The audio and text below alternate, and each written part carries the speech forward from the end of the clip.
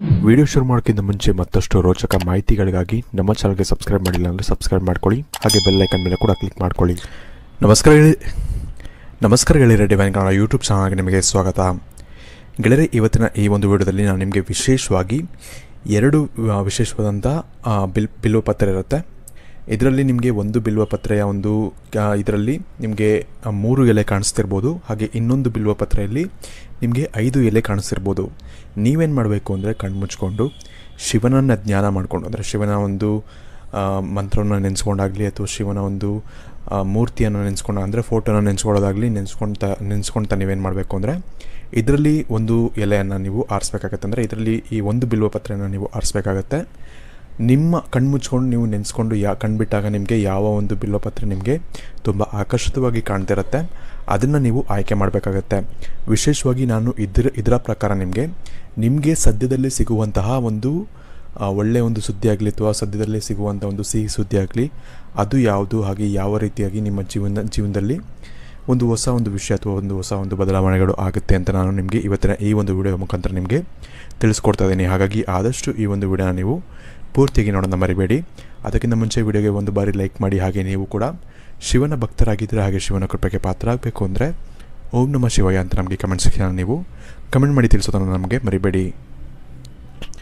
ಇದರಲ್ಲಿ ಮೊದಲನೇದಾಗಿ ನೀವು 3 ಎಲೆ ಇರುವಂಥ ಒಂದು ಬಿಲ್ಪತ್ರೆಯನ್ನು ನೀವು ಆಯ್ಕೆ ಮಾಡಿದರೆ ಈ ಒಂದು ವ್ಯಕ್ತಿಗಳಿಗೆ ವಿಶೇಷವಾಗಿ ಏನಾಗುತ್ತೆ ಅಂದರೆ ನೀವು ಯಾವುದಾದ್ರು ಒಂದು ಸಡನ್ನಾಗಿ ನಿಮಗೆ ಏನೋ ಒಂದು ಒಳ್ಳೆಯದಾಗುವಂಥ ಒಂದು ಸಾಧ್ಯತೆಗಳು ತುಂಬ ಹೆಚ್ಚಾಗಿ ಇಲ್ಲಿ ಕಾಣಿಸ್ತಾ ಇದೆ. ವಿಶೇಷವಾಗಿ ನೀವೇನೋ ಒಂದು ಯಾವುದಾದ್ರು ಒಂದು ವಸ್ತುಗೆ ಅಥವಾ ಯಾವುದಾದ್ರು ಒಂದು ಸ್ಟಾಕ್ ಮಾರ್ಕೆಟ್ಗಳಿಗೆ ತುಂಬ ಜನ ಇನ್ವೆಸ್ಟ್ಮೆಂಟ್ ಮಾಡ್ತಾರೆ. ಅಂಥ ಒಂದು ವಿಷಯದಲ್ಲಿ ನೀವೇನಾದರೂ ಇನ್ವೆಸ್ಟ್ ಮಾಡಿರ್ತೀರಾ ಅಥವಾ ಯಾವುದೋ ಒಂದು ಚಿನ್ನಾಭರಣ ಮೇಲೆ ಆಭರಣದ ಮೇಲೆ ಇನ್ವೆಸ್ಟ್ ಮಾಡಿರ್ತೀರಾ, ಅಥವಾ ಏನಾದರೂ ಒಂದು ವಿಷಯಕ್ಕೆ ನೀವೊಂದು ಸೈಟನ್ನು ತೊಗೊಂಡಿರ್ತೀರಾ, ತುಂಬ ದಿನದಿಂದ ಅದನ್ನು ಮಾರಬೇಕು ಅಂತ ಹೋಗ್ತಿರ್ತೀರಾ, ಅದು ತುಂಬ ನಿಮಗೆ ಅಡೆತಡೆಗಳು ಆಗ್ತಾ ಇರುತ್ತೆ. ಇಂಥ ಒಂದು ಸಾಕಷ್ಟು ಘಟನೆಗಳು ನಿಮಗೆ ಆಗ್ತಿರ್ಬೋದು. ಇದರಲ್ಲಿ ಯಾವುದಾದ್ರು ಒಂದು ಘಟನೆ ಬರೀ ಹಣಕ್ಕೆ ಸಂಬಂಧಪಟ್ಟಂಥ ವಿಷಯ ಅಲ್ಲ, ನಿಮಗೆ ಆರ್ಥಿಕವಾಗಿಯೇ ನಿಮಗೆ ಲಾಭ ಆಗ್ತಿರೋದು ಅದಂತೂ ಪಕ್ಕ. ಆದರೆ ಕೇವಲ ಹಣ ಅಲ್ಲ, ನಿಮಗೆ ಸೈಟಿಂದ ಆದರೂ ಆಗಲಿ ಅಥವಾ ಸ್ಟಾಕ್ ಮಾರ್ಕೆಟಿಂದ ಆದರೂ ಆಗಲಿ ಅಥವಾ ಯಾವುದಾದ್ರು ಒಂದು ವಿಷಯದಲ್ಲಿಂದ ನಿಮಗೆ ಅಧಿಕ ಲಾಭ ಬರುವಂಥ ಒಂದು ಸಾಧ್ಯತೆಗಳು ತುಂಬ ಹೆಚ್ಚಾಗಿರುತ್ತೆ. ಅಂದರೆ ನೀವು ಸೈಟ್ ಅಂತ ವಿಷಯಕ್ಕೆ ಬಂದಾಗ ನೀವು ತುಂಬ ದಿನದಿಂದ ಮಾರಬೇಕು ಅಂತ ಅಂದ್ಕೊಂಡಿರ್ತೀರ, ಮಾರೋಕ್ಕಾಗ್ತಿರೋದಿಲ್ಲ.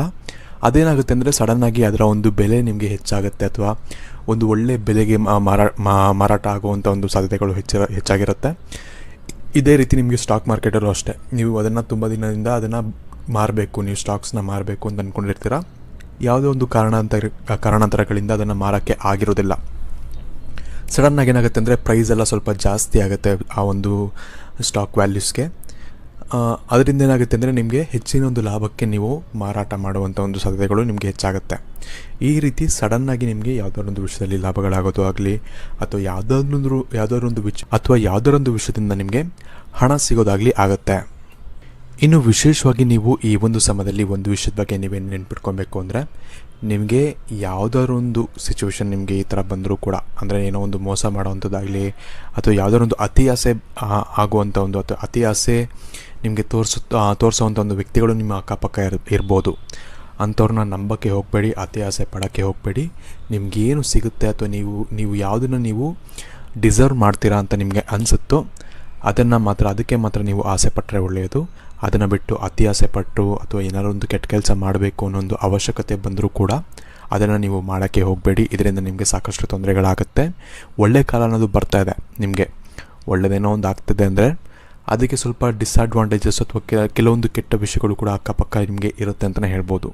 ಈ ಒಂದು ಕಾರಣದಿಂದಾಗಿ ಅಂಥ ಒಂದು ಕೆಟ್ಟ ವಿಷಯಗಳಿಗೆ ಅಥವಾ ಅಂಥ ಒಂದು ಕೆಟ್ಟ ಸಂಘಕ್ಕೆ ನೀವು ಸೇರದೇ ಇದ್ದರೆ ಒಳ್ಳೆಯದು. ಒಳ್ಳೆಯ ಒಂದು ಕೆಲಸಗಳನ್ನ ಮಾಡಿ, ಹಾಗೆ ಇದರಿಂದ ನಿಮಗೆ ಒಳ್ಳೆಯ ಒಂದು ಕರ್ಮಗಳು ಕೂಡ ನಿಮಗೆ ಸಿಗುತ್ತೆ ಅಂತ ಹೇಳ್ಬೋದು, ಅಥವಾ ಒಳ್ಳೆಯ ಒಂದು ಫಲಗಳು ಕೂಡ ನಿಮಗೆ ಸಿಗುತ್ತೆ ಅಂತ ಹೇಳ್ಬೋದು. ಈ ಒಂದು ಕಾರಣದಿಂದಾಗಿ ವೇಟ್ ಮಾಡಿ. ಏನೋ ಒಂದು ಕೆಲಸ ಮಾಡ್ತಿದ್ದೀರಾ, ಏನೋ ಒಂದು ಕಷ್ಟಪಡ್ತಿದ್ದೀರಾ ಅಂದರೆ ಅದೇ ರೀತಿ ಕಷ್ಟವನ್ನು ಪಡಿ, ಅದೇ ರೀತಿ ಕಾನ್ಸ್ಟೆಂಟಾಗಿ ವರ್ಕ್ ಮಾಡ್ತಾಯಿರಿ. ನಿಮ್ಮ ಒಂದು ಒಳ್ಳೆತನದ ಮೇಲೆ ಅಥವಾ ನಿಮ್ಮ ಒಂದು ಒಳ್ಳೆಯ ಒಂದು ವಿಷಯದ ಮೇಲೆ ನೀವು ವರ್ಕ್ ಮಾಡ್ತಾ ಹೋದರೆ ನಿಮಗೆ ಒಂದಲ್ಲ ಒಂದಿನ ನಿಮಗೆ ಒಂದು ಒಳ್ಳೆಯ ಒಂದು ಬೆನಿಫಿಟ್ಸ್ ಅಥವಾ ಒಂದು ಒಳ್ಳೆಯ ಒಂದು ನೀವು ಅಂದ್ಕೊಂಡಂಥ ಸಕ್ಸಸ್ ನಿಮಗೆ ಸಿಗುತ್ತೆ ಅಂತ ಹೇಳ್ಬೋದು.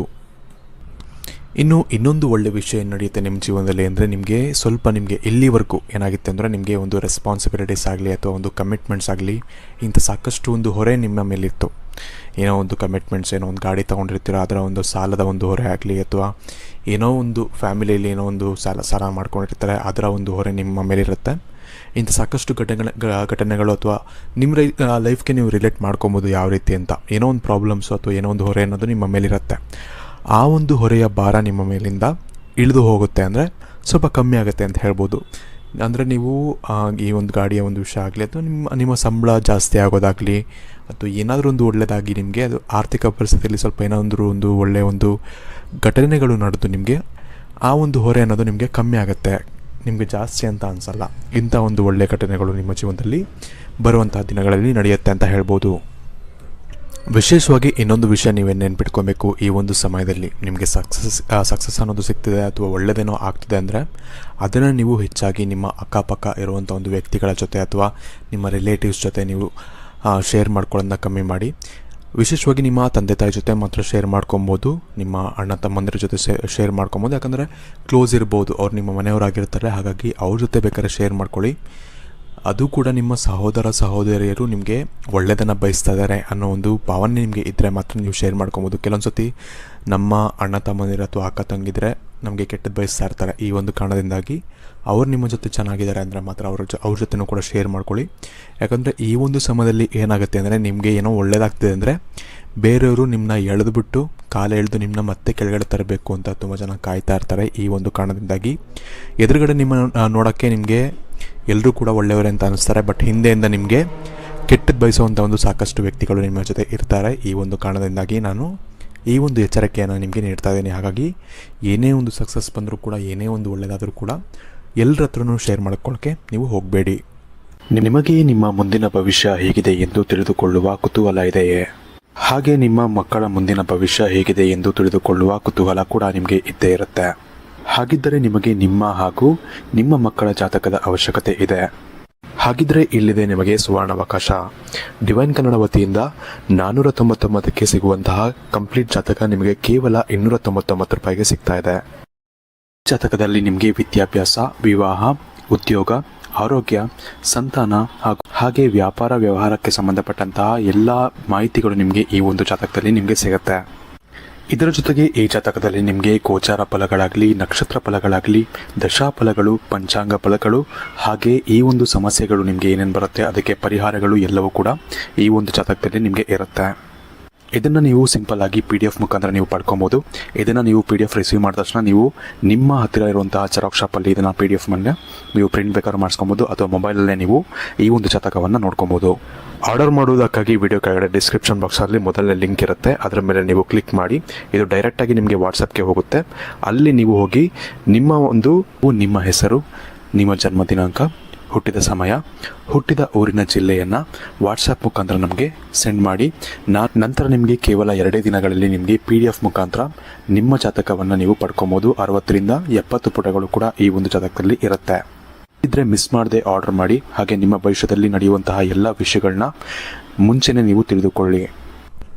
ಇನ್ನು ಎರಡನೇದಾಗಿ ನೀವು 5 ಎಲೆ ಇರುವಂಥ ಒಂದು ಬಿಲ್ವಪತ್ರೆಯನ್ನು ನೀವು ಆಯ್ಕೆ ಮಾಡಿದರೆ ನಿಮಗೆ ವಿಶೇಷವಾಗಿ ಏನಪ್ಪ ಅಂದರೆ ನೀವು ಆದಷ್ಟು ಏನು ಮಾಡಬೇಕು ಅಂದರೆ ನಿಮಗೂ ಕೂಡ ಒಳ್ಳೆಯದೇ ಆಗುತ್ತೆ. ಯಾಕಂದರೆ ನಿಮಗೂ ಕೂಡ ಒಂದು ಒಳ್ಳೆಯ ಸುದ್ದಿಯೇ ಬರುತ್ತೆ. ನಾವು ಒಳ್ಳೆಯ ಸುದ್ದಿ ಬಗ್ಗೆ ಮಾತ್ರ ಈ ಒಂದು ವಿಡಿಯೋ ಮಾಡ್ತಿರೋದ್ರಿಂದ ನಿಮಗೂ ಕೂಡ ಒಂದು ಒಳ್ಳೆಯ ಸುದ್ದಿಯೇ ಸಿಗುತ್ತೆ. ಬಟ್ ಆದರೆ ನಿಮಗೆ ಸ್ವಲ್ಪ ಟೈಮ್ ಹಿಡಿಯುತ್ತೆ. ನಾನು ಮುಂಚೆ ನಂಬರ್ 1ಗೆ ಹೇಳಿದವ್ರಿಗೆ ಸ್ವಲ್ಪ ಅಷ್ಟೊಂದು ಟೈಮ್ ಹಿಡಿಯೋದಿಲ್ಲ. ಆದಷ್ಟು ಬೇಗನೆ ಅವ್ರಿಗೆ ಈ ಒಂದು ಫಲ ಅನ್ನೋದು ಸಿಗುತ್ತೆ. ನಿಮಗೆ ಸ್ವಲ್ಪ ಟೈಮ್ ಹಿಡಿಯುತ್ತೆ, ಅಂದರೆ ಒಂದು 2ರಿಂದ 3 ತಿಂಗಳು ಟೈಮ್ ಹಿಡಿಬೋದು. ಈ ಒಂದು ಕಾರಣದಿಂದಾಗಿ ನೀವೇನು ಮಾಡಬೇಕು ಅಂದರೆ ನೀವು ಏನು ಕೆಲಸವನ್ನು ಮಾಡ್ತಿದ್ದೀರಾ ಕರೆಂಟಾಗಿ, ಅಂದರೆ ಇವಾಗ ಸದ್ಯಕ್ಕೆ ಏನು ಕೆಲಸವನ್ನು ಮಾಡ್ತಿದ್ದೀರಾ ಅಥವಾ ಯಾವ ಒಂದು ಕೆಲಸದ ಮೇಲೆ ನೀವು ವರ್ಕ್ ಮಾಡ್ತಿರ್ತೀರ, ನೀವು ಅದನ್ನು ಮಾಡ್ಕೊಂಡು ಹೋಗಬೇಕಾಗತ್ತೆ. ಯಾವುದೇ ಒಂದು ಅತ್ಯಾಸೆ ಇಲ್ಲದೆ ಅಥವಾ ಯಾವುದೇ ಒಂದು ನಿಮ್ಮ ಒಂದು ಬೆಳವಣಿಗೆ ಬಗ್ಗೆ ಆಗಲಿ ಅಥವಾ ನಿಮಗೆ ಏನಾದರೂ ಒಂದು ಒಳ್ಳೆಯದಾಗ್ತಿದೆ ಅಂತ ನೀವು ಇನ್ನೊಬ್ಬರ ಹತ್ರ ನೀವು ಶೇರ್ ಮಾಡ್ಕೊಳ್ಳೋದನ್ನ ಕೂಡ ಮಾಡಬಾರ್ದು. ಈ ರೀತಿ ನೀವು ಮಾಡ್ತಾ ಹೋದರೆ ನಿಮಗೆ ಆದಷ್ಟು ಬೇಗ ನಿಮಗೆ ಈ ಒಂದು ಪ್ರತಿಫಲ ಅಥವಾ ಒಳ್ಳೆಯ ಒಂದು ಸುದ್ದಿ ಅನ್ನೋದು ನಿಮಗೆ ಸಿಗುತ್ತೆ. ಕೆಲಸದಲ್ಲಿ ನೀವು ಏನಾದರೂ ಒಂದು ಕೆಲಸ ನೋಡ್ತಿದ್ದೀರಾ ಅಥವಾ ಕೆಲಸಕ್ಕೋಸ್ಕರ ನೀವು ಟ್ರೈ ಮಾಡ್ತಿರ್ತೀರಾ ಅಥವಾ ಇನ್ನು ಕೆಲವೊಬ್ಬರು ಏನೋ ಒಂದು ಎಕ್ಸಾಮ್ ಬರೆದಿರ್ತೀರಾ, ಅದರ ಒಂದು ರಿಸಲ್ಟ್ಗೆ ಕಾಯ್ತಿರ್ತೀರಾ. ಗೌರ್ಮೆಂಟ್ ಎಕ್ಸಾಮ್ ಆಗಲಿ ಅಥವಾ ಯಾವುದೋ ಒಂದು ಎಕ್ಸಾಮ್ಗಳಿಗಾಗಲಿ ಅದರಿಂದ ನಿಮ್ಗೆ ಒಳ್ಳೆಯ ರಿಸಲ್ಟ್ ಬರೋದಾಗಲಿ ಅಥವಾ ಒಳ್ಳೆಯ ಒಂದು ಕೆಲಸ ಸಿಗೋದಾಗಲಿ ಇಂಥ ಸಾಕಷ್ಟು ಘಟನೆಗಳು ನಿಮಗೆ 2-3 ತಿಂಗಳ ಒಳಗಡೆ ನಿಮಗೆ ಸಿಗುತ್ತೆ ಅಂತ ಹೇಳ್ಬೋದು. ಇದಕ್ಕಾಗಿ ನೀವೇನು ಮಾಡಬೇಕು ಅಂದರೆ, ನಾನು ಮುಂಚೆನೇ ಹೇಳಿದಾಗೆ ನಿಮ್ಮ ಸಕ್ಸಸ್ ಬಗ್ಗೆ ನೀವು ಹೆಚ್ಚಾಗಿ ಹೇಳ್ಕೊಳ್ಳೋಕ್ಕೆ ಹೋಗಬೇಡಿ ಎಲ್ಲೂ ಕೂಡ. ಇದರಿಂದ ನಿಮ್ಮನ್ನ ಮುಂಚೆ ಅವ್ರಿಗೂ ಕೂಡ ಹೇಳಿದೆ, ನಿಮಗೂ ಕೂಡ ಹೇಳ್ತಿದ್ದೀನಿ, ಕಾಲು ಎಳೆಯೋಕ್ಕೆ ಟ್ರೈ ಮಾಡ್ತಾರೆ ಹೊರತು ನಿಮಗೆ ಪ್ರೋತ್ಸಾಹ ಮಾಡೋವಂಥ ಒಂದು ವ್ಯಕ್ತಿಗಳು ನಿಮ್ಮ ಅಕ್ಕಪಕ್ಕ ಇರೋದಿಲ್ಲ.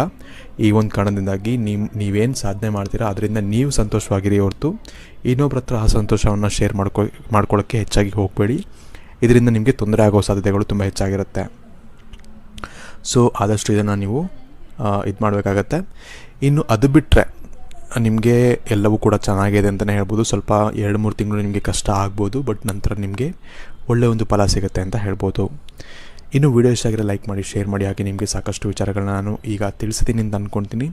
ಹಾಗಾಗಿ ಲೈಕ್ ಮಾಡಿ, ಶೇರ್ ಮಾಡಿ. ಹಾಗೆ ಮುಂಚೆನೇ ಹೇಳಿದಾಗೆ ನೀವು ಕೂಡ ಶಿವನ ಭಕ್ತರಾಗಿದ್ದರೆ ಹಾಗೆ ಶಿವನ ಕೃಪೆಗೆ ಪಾತ್ರರಾಗಬೇಕು ಅಂತ ಇದ್ದರೆ ಓಂ ನಮಃ ಶಿವಾಯ ಅಂತ ನಮಗೆ ಕಮೆಂಟ್ ಸೆಕ್ಷನಲ್ಲಿ ನೀವು ಕಮೆಂಟ್ ಮಾಡಿ ನಮಗೆ ತಿಳಿಸೋದನ್ನು ನೀವು ಮರಿಬೇಡಿ. ಧನ್ಯವಾದಗಳು.